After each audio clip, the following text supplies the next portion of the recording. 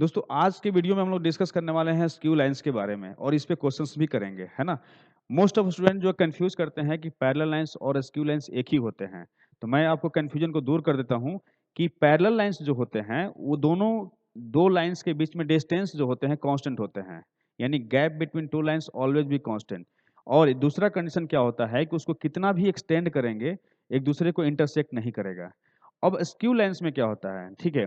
Skew lines में क्या होता है कि ये भी इंटरसेक्ट नहीं करता है, ये भी इंटरसेक्ट एक दूसरे को नहीं करेगा।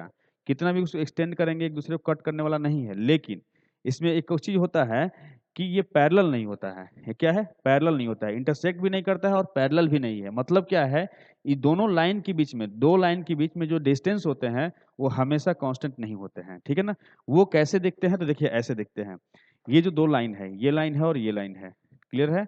तो ये जो दो प्लेन है, ये प्लेन है और ये प्लेन है, ये दोनों क्या होते हैं, एक दूसरे को कट नहीं करते हैं और एक पैरेलल भी नहीं है एक दूसरे के, है ना?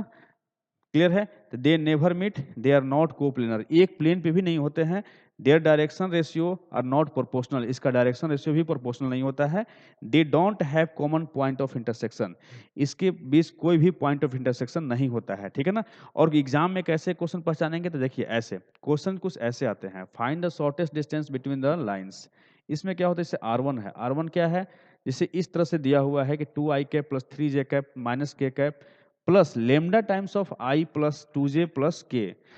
ये उसी तरह से सेकंड वेक्टर भी दिया हुआ है और कह रहा है कि दोनों लाइन के बीच में डिस्टेंस निकालिए, है ना? कैसे निकालेंगे जरा देखिए। इस फॉर्मूला को आप लोग यूज करेंगे, इजीली आपका निकल जाएगा।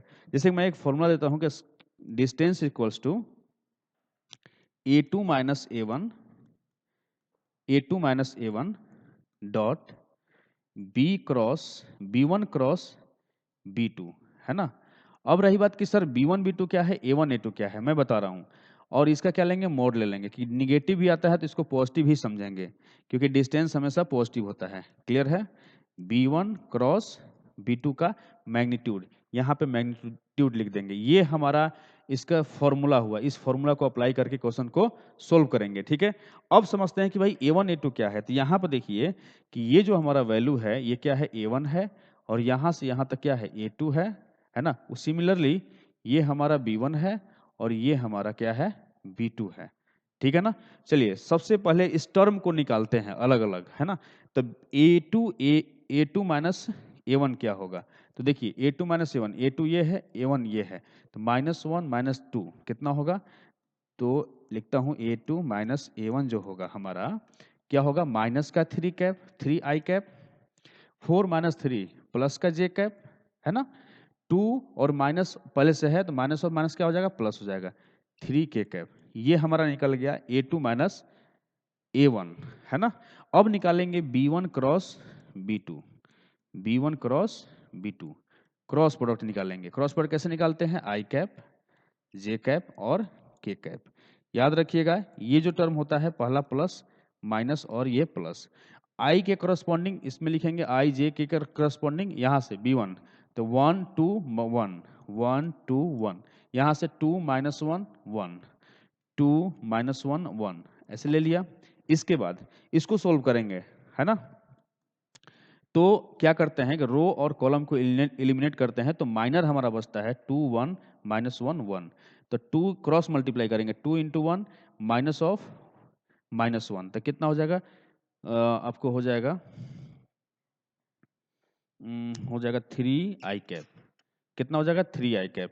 यहाँ देखिए माइनस, इसको एलिमिनेट करेंगे तो क्या हो जाएगा? माइनर हमारा हो जाएगा 1 1 2 1, तो 1 इंटू 1 1 माइनस 2, तो कितना होगा? माइनस का जे कैप प्लस प्लस। अब देखिए इसको एलिमिनेट करेंगे तो -1 और माइनस का 4, 2 इंटू 2 क्या होगा? 4, तो माइनस का 5 के कैप आ गया।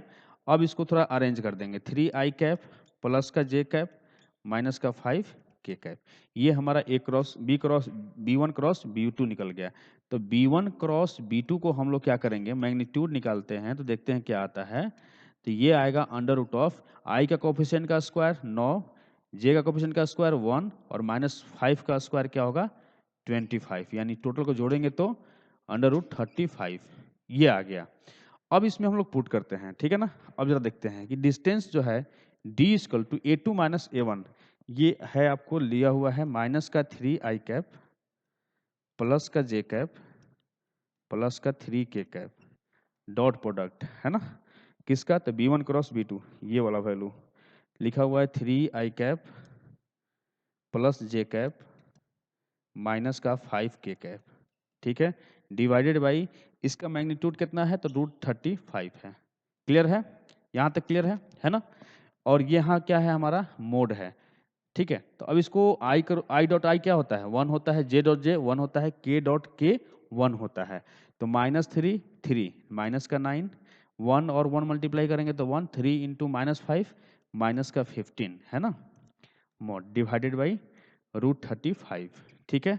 इसको ऐड करेंगे तो माइनस का 25 प्लस का 1 माइनस का 23 और मोड है तो क्या होगा, प्लस का 23 डिवाइडेड बाई √35, यानी 23 डिवाइडेड बाई √35, है ना। ये इतना लिखेंगे यूनिट्स, क्या लिखेंगे, यूनिट्स। ये डिस्टेंस हमारा हुआ 23 डिवाइडेड बाई √35, ठीक है। आई होप आपको समझ में आया होगा। अगर नहीं समझ में आएगा तो कमेंट में कमेंट करेंगे, आपको रिप्लाई करेंगे हम, ठीक है ना। Thank you.